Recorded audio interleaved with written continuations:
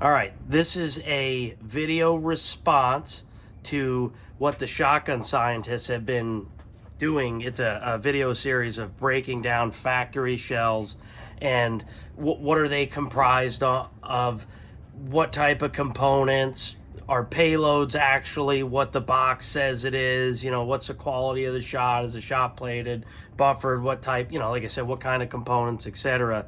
Now, I'm not looking to piggyback off their series and do 20, 30 or something like that, but I figured that this is one worth doing. And the reason I think it's worth doing is I've been on record saying 5, 6, 7, 10 times. I have no idea how many times I've said, on video or responded in comments and other videos of how great of a waterfowl shell this is. One of the things that I failed to mention is when I started using this shell, end of 18 into 19, that was right around the time, 2017 into 18, is when I really started getting a whole lot better at shooting a shotgun, started putting thousands of rounds down range in the sporting clays, course, trap range, etc. So, truth be told, I think part of why I said the shell is so good is it's really, think about it, 17 into 18 start becoming a lot better shot, 18 into 19 start using this shell, and I'm saying it's the greatest shell ever for a factory steel load for the price, not compared to a $40 box of shells, but a $15 box of shells, $12 box of shells, whatever these were back in 1819 when I bought them. So I think that's one of the things I failed to mention, and I kind of thought about that after I had said, hey, this is the best steel load you can get for the money. Sure. So, truth is, you go back 10, 15 years ago, it wasn't a real great shot at the time, and I thought choke, 3.5-inch magnums and premium ammunition's how you killed birds. Well, fact is, I wasn't as good of a shot back then, and it wouldn't have mattered what shell you gave me back then, or what load, payload, velocity, whatever, choke, wouldn't have mattered. What shotgun, I just wasn't as good back then. So I think some of it is I just became a better shot, and then I started using these, and I'm like, man, they're just amazing.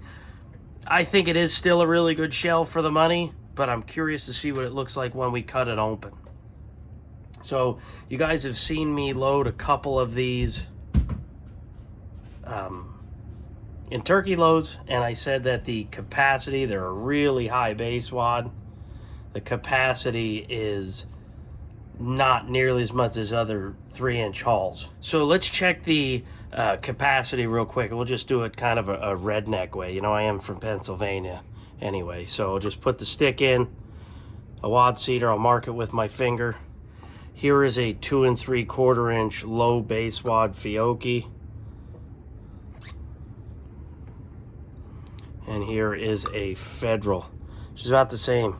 So when I said that it's a high base wad and you could find a 2 3/4 that would maybe accomplish that turkey load I made, I think I might have been off a little bit when I said that, but truth is, it is the least amount of capacity in any 3-inch haul that I've had so far. It's not because it's short, it's because the base wad's really high. So let's just quick look around the box here. Winchester Xpert Snow Goose 12 gauge 3-inch, 1475 ounce and a quarter 1 and 2 shot. Don't know if it's stacked, don't know if it's blended. I'm guessing it's blended. It's Xpert steel, so we'll see how round it is. You might not even be able to tell the difference. At least that's how other Xpert shells are that I've cut open that are just 1 shot size. Now, the 1475, I can tell you for a fact, that is a little optimistic. I would say about 60 feet per second. I think I was averaging 14 or just a hair over, but I've killed some birds with it. So, Ducks Unlimited on that side of the box. A lot of marketing here with low visibility hull and wad. Not sure why that would matter for the wad. Says high velocity. Not really that concerned about speed myself. I do like that diamond cut wad though. See, now this is missing the UPC because I cut these all out. When I bought them at the time, there was a rebate. I think I ended up getting a case for like $110 shipped or something. I got like 30 or 40 bucks on a rebate. I don't think that exists anymore. That's the bottom of the box, same as the top. So here's a spent wad. And by the way, they all looked like this when I picked them up. Now obviously there's a separate gas seal, at least as far as I can tell. It's a nice thick wad, very durable wad. Clearly they're using a gas seal. So not all of the crimps are beautiful. This one's a little bit deep set more than other. You know, not the prettiest one, so maybe we'll cut this one open since it's not real nice. So I'm just gonna cut the crimp. I'm not worried about it. I'm going to reload it. I have picked up some holes that I've fired. You know, and as a lot of you guys know, I don't shoot really factory shells anymore. And I do like this plastic a lot because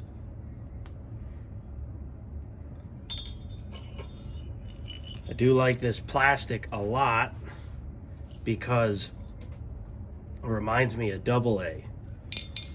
So I'm gonna dump this out. I'm trying to keep an eye on the shot. So that's the way it came out of the shell. This is not pretty shot at all. There is definitely different sizes for sure, but that's the way it came out. Some of this is pretty round. Some of it just, man, I've had look at the crater on that. You know, it's kind of odd-brown. None of this shot is nice. I would actually say that a majority of it has small craters and it's egg-shaped. So it is not pretty. There's only a couple pellets that are around. Now, look at the size of that pellet. I don't think that's a one shot to me. Probably looks more like a B or a BB. You know, I could measure it. Don't think I'm gonna go that in depth. So that is not pretty. It's not polished. It is pretty ugly. So let's see what the payload is. All right, so that is just shy of 1.25 ounces. So there's 437.5 grains in 1 ounce. So, you know, another 103 grains ish, 102.5 grains, whatever. So that's real close to 1.25 ounces. It is a little bit shy, but you know, you've got a bunch of goofy sized pellets in there. So let's pull this wad out. So I had to cut the hull. I could not get the wad out. It'd be cool to buy some of these flight control wads in, you know, try them in bismuth if you get them. I wish Ballistics Products or Precision would maybe try go on their own venture and try to make some of this stuff. If anybody wants to know, it's just shy of 38 grains for the flight control wad. So that is the gas seal. Sort of looks like an X12X, but it's definitely not an X12X. I have a couple of those, but it is two-sided. And it's kind of nice, you know, the way they have it integrate, you know, wad sits right in there. Pretty nice. Pretty good setup. And then this powder looks awfully similar to Little Gun. So let's see what it weighs. All right, 35.7 grains. Looks like Little Gun, but I don't believe it is. It's very similar. It's a small flattened ball powder, it looks like. But yep, that's what we got. And you can kind of see here, you know, there's the case. You can kind of, the head, and you can tell where my thumb is look how shallow that is.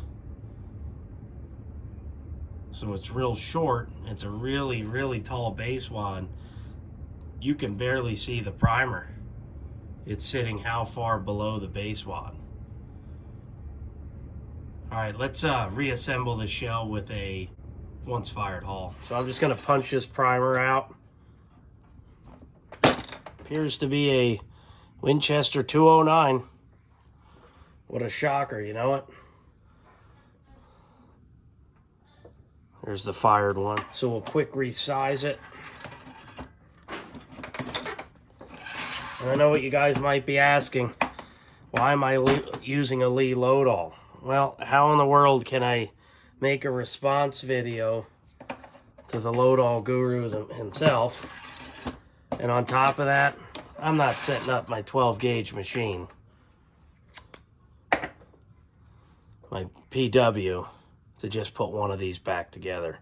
All right, so I'm gonna dump this. What the RCBS scale was saying is 36 grains